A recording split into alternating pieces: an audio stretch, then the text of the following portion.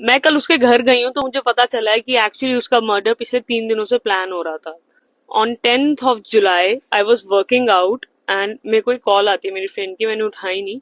And फिर मैं देखती हूँ एक आर्टिकल आता है, होता है कि Radhika Yadav shot dead by her own father.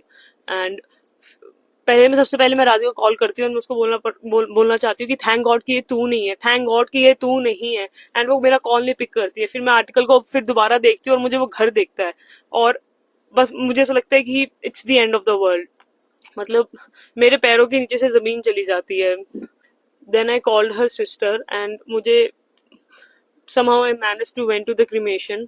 And वहां जाके मुझे ये चीज पता लगती है कि उसके डैड एक्चुअली 3 दिनों से उसकी डेथ प्लान कर रहे थे। एक न्यू रिवॉल्वर लेकर आए थे एंड बस उसकी मॉम को दूसरे कमरे में रखा था, उसके भाई को किसी बहाने से बाहर भेज दिया गया था। राधिका के पास एक डॉग है लूना, एंड वो पिटबुल है। तो मतलब she would have also saved her, but उसको भी घर से थोड़ा बाहर रखा गया था।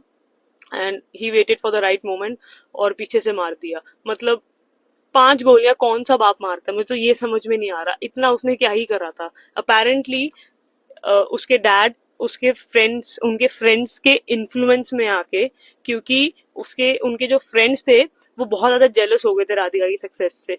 वो 4 लोग जिनकी बातें सुन के उसके पापा ने वो गोली चलाई है, वो 4 बातें ये थी कि अ, ये तो मेकअप करने लग गई है, ये तो छोटे कपड़े पहनती है, ये अब तो तू इसके पैसों पे पलने लग गया है, तू तो अब इसको धंधा ही करवा दे। मतलब मेरे को इस चीज का जवाब दे दो कि कब तक लड़कियां मरेंगी बिकॉज ऑफ मेन, और उनका जो फ्रिजाइल ईगो है जो मीडिया में चल रहा है कि ये रीले बनाती है या वो लव जिहाद का। मुझे एक चीज नहीं समझ में आ रही, जो इंसान रील बनाता है उसका अकाउंट प्राइवेट क्यों होगा?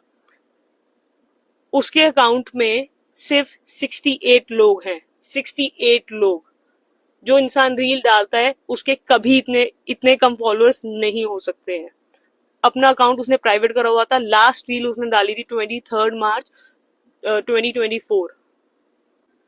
मैं रही हूँ उसके साथ, मैं उसको जानती थी और मुझे पता है कि वो बहुत ज्यादा शरीफ थी। बट पिछले 10 दिनों में उसकी लाइफ इतनी ज्यादा मिजरेबल हो गई थी कि उसने बस गिव अप कर दिया था। उसने बोला था कि जो तुम बोलोगे, मैं जैसे तुम बोलोगे मैं रहने को तैयार हूँ। बट वही है, उसके पापा का इतना ज्यादा दिमाग खराब हो रहा था हो, रख, हो रखा था कि कोई फेस पे एक्सप्रेशन भी नहीं था। मतलब वो इंसान को दिख रहा था कि कोई साइकोलॉजिकल प्रॉब्लम है, बट वही है, बात किससे करे। मुझे बस एक चीज समझ में नहीं आती है कि कब तक ये